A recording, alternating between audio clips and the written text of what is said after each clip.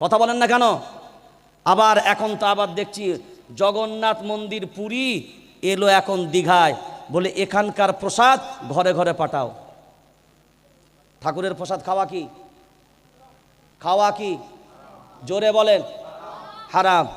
তাহলে কেন্দ্রেতে রাম মন্দির হলো আর রাজ্যেতে জগন্নাথ হলো, কিন্তু মোদিরও সাহস হলো না আপনার বাড়িতে লাড্ডু পাঠানোর। হয়েছে? পাঠিয়েছে। তা ঠাকুরের প্রসাদ মুসলমানের বাড়িতে যাবে কেন? কেন যাবে? এটা খাওয়া কি জায়েজ না হারাম? জোরে বলে। আপনি কোনো পার্টি করেন, কোনো সমস্যা নেই, এটা পার্টিগত ব্যাপার নয়, এটা নিজের ঈমান আকীদার ব্যাপার। আমরা রেশনের মাধ্যমে কোনো মন্দিরের প্রসাদ গ্রহণ করতে পারি? জোরে বলে। এটা আমরা তীব্র ভাষায় নিন্দা জানাচ্ছি, এটা মুসলমান কখনো গ্রহণ করবে না।